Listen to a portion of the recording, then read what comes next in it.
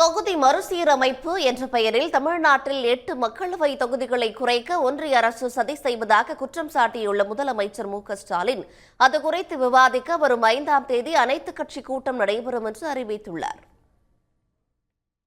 தமிழ்நாடு அமைச்சரவைக் கூட்டம் சென்னை தலைமைச் செயலகத்தில் முதலமைச்சர் மு.க.ஸ்டாலின் தலைமையில் நடைபெற்றது.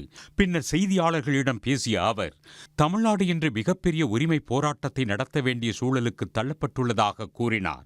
2026ஆம் ஆண்டு மக்கள் தொகை கணக்கெடுப்பின் அடிப்படையிலான மக்களவைத் தொகுதி மறுசீரமைப்பு நடவடிக்கை மிகுந்த ஆபத்தானது என்று ஸ்டாலின் தெரிவித்தார். மக்கள் தொகை பெருக்கத்தை கட்டுப்படுத்துவதில் தமிழ்நாடு உள்ளிட்ட தென் மாநிலங்கள் மிகச்சிறப்பாக செயல்பட்டுள்ள நிலையில் அதுவே நாடாளுமன்றத்தில் நம் பலம் குறைய காரணமாகிவிடும் என்றால் எந்த வகையில் அது நியாயமாகும் என அவர் கேள்வி எழுப்பினார்.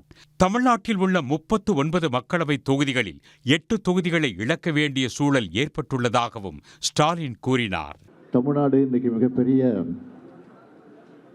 உரிமை போராட்டத்தை நடத்த வேண்டிய சூழ்நிலைக்கு தள்ளப்பட்டிருக்கு. ஆகவே வருகிற 5ஆம் தேதி அனைத்து கட்சி கூட்டம்.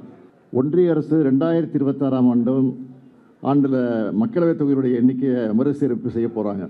பொதுவாக இதெல்லாம் மக்கள் தொகையை கணக்கிட்டு தான் செய்யப்படுது.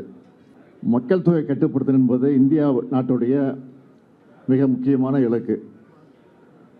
அந்த இலக்கை பொறுத்த வரைக்கும் நம்ம தமிழ்நாடு வெற்றி பெற்றிருக்கு, அது எல்லாருக்கும் தெரியும். பல பத்தாண்டுகளாக வெற்றிகரமான குடும்ப கட்டுப்பாடும் பெண்கள் கல்வி மற்றும் சுகாதார முன்முயற்சிகள் மூலம் நாம் இதை சாதிச்சிருக்கிறோம். மக்கள் தொகை குறைவாக இருக்கிற காரணத்தினாலே நாடாளுமன்றத்தினுடைய எண்ணிக்கையும் குறைக்க வேண்டிய ஒரு சூழ்நிலை ஏற்பட்டிருக்கு. இப்போ நாடு முழுக்க இருக்கக்கூடிய மக்களவை அடிப்படையில் தொகுதிகளை பிரித்தா தமிழ்நாட்டில் இருக்கக்கூடிய தொகுதிகளில் 8 தொகுதிகளை இழக்க வேண்டிய ஒரு சூழ்நிலை ஏற்பட்டிருக்கு. அதிக மக்கள் தொகை கொண்ட மாநிலங்களில் இருந்து அதிக பிரதிநிதிகள் இருப்பார்கள் என்றும் அதனால் நாடாளுமன்றத்தில் தமிழ்நாட்டின் பிரதிநிதித்துவம் குறைந்து நமது குரல் நசுக்கப்படும் என்றும் ஸ்டாலின் எச்சரித்தார்.